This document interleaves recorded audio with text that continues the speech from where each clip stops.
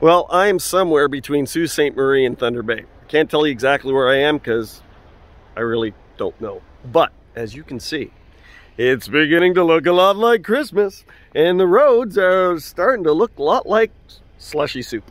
And so initially, I'm a little nervous, but then I throw this puppy into 4x4, and all four wheels are rolling. I've got this anti-slip thing going on, and man, I'm cruising, and it's awesome. So I'm getting pretty confident, and I'm driving, and I'm coming around the corner up a hill, and there's a semi that's blowing slush, and I think, you know what, I'm gonna pass that guy. And I'm passing, and as I'm passing him, another semi comes the other way, and I don't really care, I'm not really thinking about it, but between the slush, the wind, the speed, and everything, all of a sudden my Jeep goes, and I get a little nervous, realizing that, you know what, I still gotta be careful.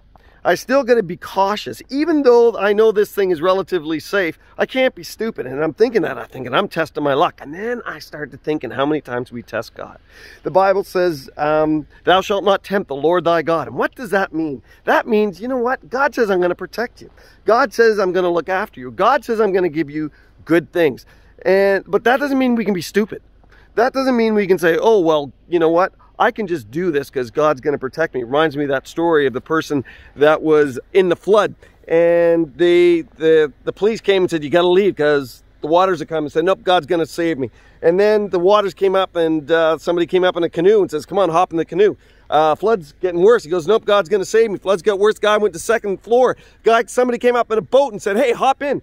I'm going to save you. And he goes, no, nope, God's going to save me. Flood's got a higher, God's got on his roof. Helicopter came, said, hop in, we'll save you. He goes, nope, God's going to save me. Next thing you know, he's standing at the pearly gates, and he's saying, God, I waited for you to save me. He goes, listen, I sent the cops, a canoe, a boat, and a helicopter. What more do you want? That guy was tempting the Lord, his God, and we don't want to do that. But God says we need to be wise, we need to be cautious, we need to be obedient. Don't be stupid. Another thing, a lot of times we think that we can do whatever we want because God has to forgive us or God has to do something. You know what? God says, I don't have to do anything. A lot of times God says, you know what? I'm just going to let you deal with the consequences of your actions so you know that my way is the best way. Living in obedience to me is better than just doing whatever you want. Driving like a nut bar. Now, I'm not driving like a nut bar, but that was a little too close, and I'm going to be a little more cautious.